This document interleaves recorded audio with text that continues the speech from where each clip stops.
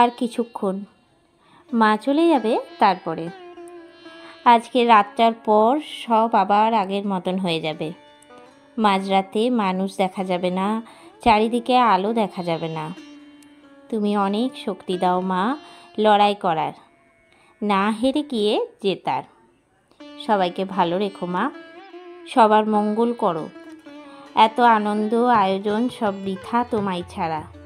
তাড়াতাড়ি ফিরে এসো মা। অপেক্ষায় থাকবো আবার শহরের সাথে আমরা সবাই। আমাদের জীবন আলোকিত হোক তোমার আগমনে। শুভ বিজয়া সবাইকে। তো আজকে ওয়েদারটা তো খুবই সুন্দর। আর এই গাছটাতে একটা জবা ফুটেছে। এই গাছটায় প্রায় দিনই একটা দুটো করে জবা হতেই থাকে। এই গাছটা অনেক দিন হওয়ার পর না, প্রথম দিকে কয়েকটাই ফুল একদম ছোট্ট অবস্থা থেকেই ফুল ধরতেছে, একদম ছোট। এখন আবার অনেক বড় হওয়ার পর আবার একটা ফুল দিল। এর ওপরে একটা, কেন সেই দিনই তো এখানে ফুটেছিল না এর ওপরে একটা অপরাজিতা গাছ হয়েছিল। অপরাজিতাই তো, নীল অপরাজিতা। তো ওটা এমন ভাবে ঢেকে দিয়েছিল যে এটা ফুল হওয়ার স্কোপ পাচ্ছিল না। এবারে হয়েছে। খুব সুন্দর। এর থেকে একটু ডিপ কালারটা হয় জানো, এটা একটু হালকা দেখালাম তোমার এই যে নাইটি কালারে হবে, ডিপ ফুটে আছে। নমস্কার বন্ধুরা, বৈশালী অফিসিয়াল ব্লগে আরও একটা নতুন ব্লগে সবাইকে স্বাগত জানাই। আর আজকে হচ্ছে বৃহস্পতিবার, তো আজকে সকাল থেকে ব্লগটা শুরু করছি। এখন সকালে জলখাবার হবে, আর জলখাবারে হবে সাবু পোলাও। তার জন্য গাজর আর আলু কেটে নিচ্ছি। তো ফ্রিজে দেখলাম ক্যাপসিকাম নেই, তো ক্যাপসিকাম থাকলে দিতে ভালো হয়। তো আজকে আমি ভাবলাম সাবুর পোলাওটাই রেসিপি করে নেবো, কেননা কী রেসিপি করবো আজকে মেঘলা ওয়েদার। তো মাকে বললাম আর বাজার থেকে যেও না, কালকে কুমড়ো পেঁপে করলা এগুলো সব এনেই রেখেছে। আজ অনেকগুলো কাজ আছে, বাইরে যাওয়ার আছে, একটুখানি শাড়ি দেওয়া আছে, সেই শাড়িটা আনতে যাওয়ার আছে। তো বাড়িতে কিছুটা কাজ করে নিয়ে তারপরে যাবো। আর মা পুজো করছে। তো আর বাইরে যা ওয়েদারটা পুরো মেঘলা মেঘলা, বৃষ্টি ভাল লাগে না, কারণ আবার কালী পুজো আছে সামনে। আমাকে একটা জলের বোতল দিবি তো, তাহলে আলুটা কিনে ফুটিয়ে রাখবো। দিচ্ছি। অনেকেই হয়তো বাড়িতে সাবু পোলাও, সাবু খিচুড়ি এগুলো করে থাকেন। আমাদের বাড়িতে হয় খুব সাবু পোলাও, সাবু খিচুড়ি। আমাদের সবাই খুব ভালোবাসে, আমাদের উপস্থাপন খুব হয়, মানে ডালিয়ার থেকে বেশি সাবুটাই বেশি খেতেও খুব ভালো লাগে। আর একটুখানি সাবু কিছু করে পেটটা ভরে যায়। তো এখন রান্নাঘরে হচ্ছে আমাদের রেসিপি সাবুর পোলাও।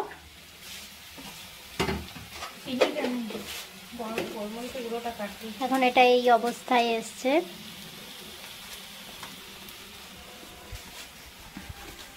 এখানে কিশমিশটা ভিজিয়ে রাখতে হতো। ভিজিয়ে রেখেছিলাম জলে, ছাঁকলাম। আচ্ছা, কি সুন্দর ওয়েদার বাইরে। এরকম ওয়েদারে কি খেতে ভালো লাগে বল? বেগুন ভাজা, কিন্তু আমাদের হয়নি। চিনিটা দিয়ে দিই। আমার খুব খিদে পেয়েছে, তাড়াতাড়ি এটা বানিয়ে দে। তো এখন সাবুর পোলাও হয়ে গেছে, আর আমি বাটি চামচ নিয়ে চলে এসেছি। আমার খুব খিদে পেয়েছে, তাই আগে আমি নিয়ে নিই, তারপর তোরা নে। হ্যাঁ, থ্যাংক ইউ। এবার আমি খেয়ে দেখবো এটা খেতে কতটা ভালো হয়েছে। তো আজকে ঘরটা তোলা হচ্ছে, সব কিছু সব এগুলো একটা সংকল্পের 11 টাকা লকারে রাখবো। তো কদিন সকাল সন্ধ্যে খুব সুন্দর পুজো হচ্ছিল, মনটা খারাপ করবে। দুঃখ হবে। হ্যাঁ, বাড়ির ঠাকুর চলে যাচ্ছে না আজকে। এটা এই ঘটের জল, হ্যাঁ, মা দুর্গা ঘট বিসর্জনের। আর এইটা নামিয়ে রাখিস, চাল টাল গুটিয়ে নে নিয়ে আমার কাছে একবার যাবি তো দেখাবার জন্য। পিছনেও দেখবি মা দুর্গার ফুল আছে। ঘরটা একটু পরে যাবি বিসর্জনে। ওই চালগুলো একদম তুলে নে। হ্যাঁ সব নিয়ে ভরে নি। হ্যাঁ কাপড় টাপড়গুলো এক পাশে রাখিস, ওগুলো পরে একটুখানি রোদ উঠলে কাঁচা হবে। যা সকাল থেকে অবস্থা। গোপাল আর নতুন জামা পরে থাক বাস না। আর এই সাজানোগুলো আমি পরে খুলে দেবো, ঠিক আছে?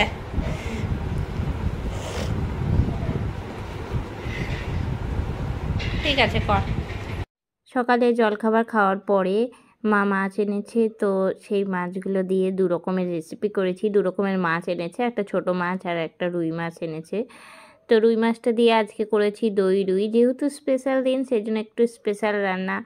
বোন বলছে একটুখানি ভালো কিছু কর, সবসময় তো মাছের ঝোলই হয়ে থাকে, তো সেই জন্য আজকে দই রুই করছি। তো দই রুই করার জন্য প্রথমে তেল আর লবণ দিয়ে আমি মাছটাকে মাখিয়ে রাখি। আমি একটু অন্যরকমভাবে করি। যাই হোক, তারপরে মাছটাকে ভেজে নিচ্ছি। তো মাছটা খুব কড়া করে ভাজবো না, হালকা করে ভেজে নেব। তো আরেক রকমের মাছ এনেছিল, তো সেই মাছটার আমি ঝাল দেওয়া করেছি। যেহেতু আজকে বিজয়া দশমী, তো এই দিন মানে বাঙালিদের মাছ একটুখানি ঠেকাতেই হয়, সেই জন্য মা দু রকমের মাছ নিয়ে চলে এসছে। তো দু রকমের মাছই রান্না করে তাড়াতাড়ি করে খেটে নিয়ে আমরা বিজয় যাত্রা লিখতে বসেছিলাম। তো এখন আমরা ঘট বিসর্জনে যাচ্ছি। এসো মা।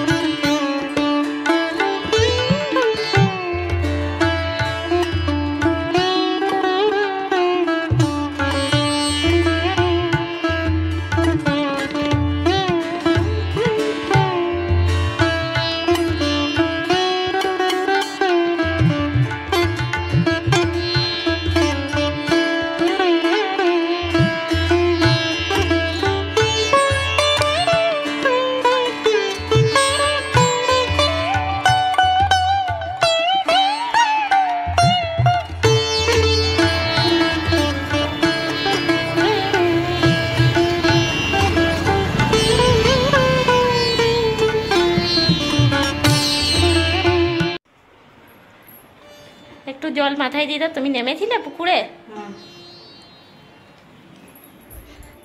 রাখো, এখানটা ফাঁকা ফাঁকা লাগছে, এইখানটাতেই নামিয়ে রাখো। এবার অপরাজিতা নিয়ে দে, একটুখানি ছিটা নাম, তাড়াতাড়ি 2:30টার সময় যাবো প্রণাম করতে। ওখানে নামিয়ে দাও, ওইখানটায় নামিয়ে দাও ওখানে, ঠিক আছে? খাবারগুলো এবার আনি। কত বড় অপরাজিতাটা বাঁধছো গো, ছোট বাঁধো, কি হয় এটা গায়ের সঙ্গে রাখো, কিছু ঠিক আছে।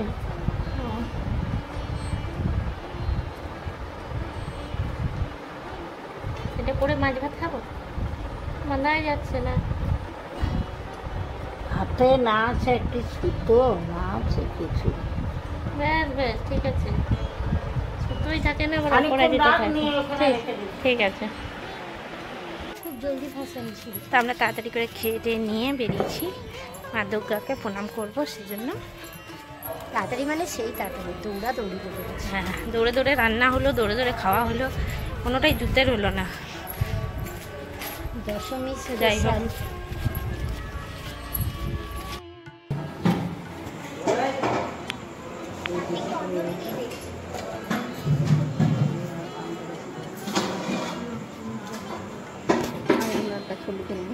চলো। ঠিক ঠিক ঠিক।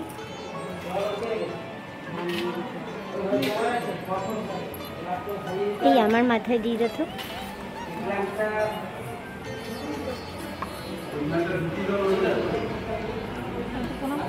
তুই দে আমাকে।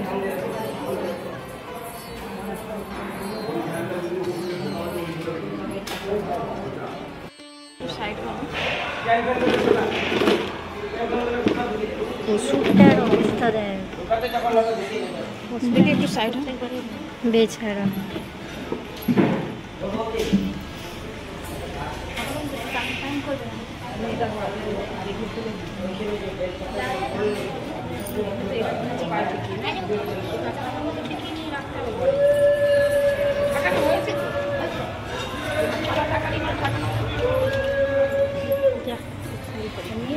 প্রণাম করবো।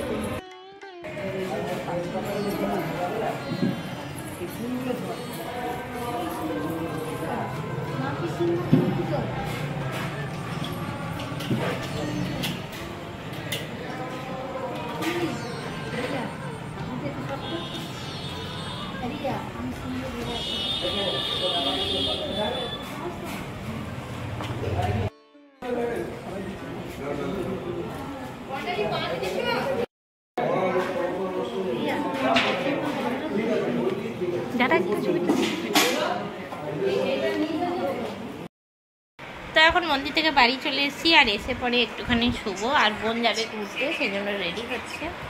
তো এখন আমি আর ঘুরতে যাব না, আমরা কেউই আর যাব না। তো প্রত্যেকবার মন্দিরের সাথে সাথে যাই ঠাকুর ভাসানে, তো এবার আর গেলাম না, কেননা অনেকটাই মনে হলো দেরি আছে। মা একটু ফোনটা আসতে করো। তো যাই হোক, এখন ঘুমাবো। আমি মেহেন্দি পরেছি, এটা আমার দেখানো হয়নি। যাই হোক, টাটা, পরে আবার দেখানো হবে। তো সকলকে জানাই শুভ বিজয়া দশমীর অনেক অনেক শুভেচ্ছা, ভালোবাসা আর অভিনন্দন। আর আমি চলে এসেছি বাইরে ঠাকুর দেখতে বন্ধুদের সঙ্গে। তো বন্ধুরা কেউ ভ্লগে আসতে চায় না, তাই আমি ওদের দেখাতে পারছি না।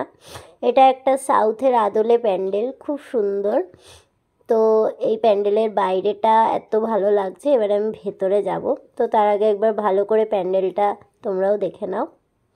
তো ভেতরে হরিনাম সংকীর্তন হচ্ছে। ভেতরটা দেখলে মনে হবে একদম একটা যেন বিষ্ণু মন্দির, আর সেই আদলেই প্যান্ডেলটা বানিয়েছে। তো এখানে বিষ্ণুর বিভিন্ন অবতার রয়েছে, আর মা দুর্গাকেও দেখতে ঠিক বিষ্ণুর উপাসক বৈষ্ণবীদের মতোই লাগছে। এ পাশেও একটা বিষ্ণুর মূর্তির মতন তৈরি করা হয়েছে। তো আমি প্যান্ডেলটা ভালো করে দেখছি, তোমরাও দেখো, খুব সুন্দর।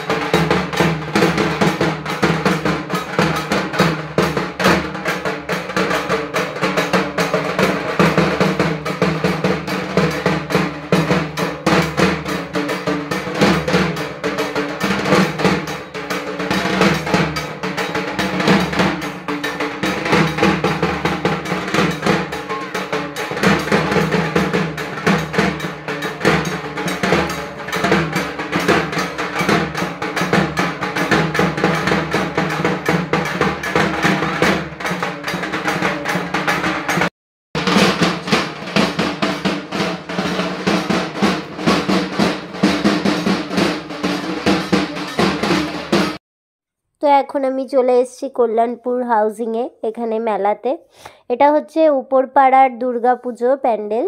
তো এটা আগের দিনে আমি না মিস করে গেছিলাম, তাই আজকে বন্ধুদের সঙ্গে চলে এসেছি। আর মেলা ঘোরার অতটা টাইম নেই হাতে, তবুও চেষ্টা করছি ছোট্ট করে। এই লাইটিংটা দেখো কি সুন্দর না, আমার তো খুব পছন্দ হয়েছে। মানে প্যান্ডেলের থেকেও এখানকার লাইটিংগুলো আমার বেশি ভালো লাগে। আর হাউজিং তো বরাবরই খুব ভালো ঠাকুর তৈরি করে। তো আমি এবার প্যান্ডেলের ভেতরে গেছিলাম, গিয়ে চলে এসেছি। আর এখন আমি চলে এসেছি মেলায়, যেটা মূল আকর্ষণ। মেলায় ঘোরার অতটা টাইম হাতে নেই, তাও একটু ভালো করে দেখে নিচ্ছি এখানে কিছু আমার পছন্দ হচ্ছে কি না। এখানে 25 টাকা হরেক মাল বিক্রি হচ্ছিল, শুধু 25 আর 50 ছিল। কিন্তু এত জিনিস, আমি তো মাদের মতন অত ভালো কিনতে পারি না, তাও দেখছিলাম যদি কিছু পছন্দ হয়। তো এখানে একটা বাস্কেট আমার খুব পছন্দ হয়েছে, এখানে প্লেটগুলো ভালো লাগছিল। যাই হোক, তো মেলা থেকে বেরিয়ে আসার আগে একবার নাগরদোল্লাটা দেখে নিচ্ছি। হ্যাঁ, কারণ আমি নাগরদোল্লায় আমাকে চাপতে খুব একটা দেওয়া হয় না। বন্ধুদের সাথে এসেও কোনো রাইডে আমি চড়িনি, মা বকবে। কারণ এরপরে স্কুল আছে, এই আছে সেই আছে, আর পুজোর মধ্যে কোনো বিপদ আমি ঘটাতে চাই না। বিজয় যাত্রা করার জন্য প্রথমে পায়েস খেতে হয়, তাই মা পায়েস তৈরি করে নিয়েছে। স্টিলের বাটিতেও কাঁচের বাটি দেখে না, আর বোন স্পেশাল যাই হোক, তো খেয়ে নিই। পায়েসটা খুব ভালো হয়েছে মা, ওর ওলে গন্ধে চলে এসছে। আর ঝালমুড়ি খেলাম 20 টাকা। তো এখন বোন বেরিয়েছিল, তো রোল নিয়ে এসছে, তো সেই রোল খাচ্ছি। আমি যাইনি ঘুরতে, বোন বন্ধুদের সাথে গেছিল ঘুরতে, তখন খাচ্ছি। অনেকদিন নিরামিষ খেয়েছিলাম নবরাত্রি বলে, তা এখন এই যে আজ থেকে শুরু করেছি আমরা। আজ থেকে সব শুরু, মাছ, ডিম, তো সকালে তো অনেক কিছু রান্না হয়েছিল। আজকের ব্লগটা এই অবধি। সবাই ভালো থাকবেন, আবারও নতুন একটা ব্লগ নিয়ে হাজির হব।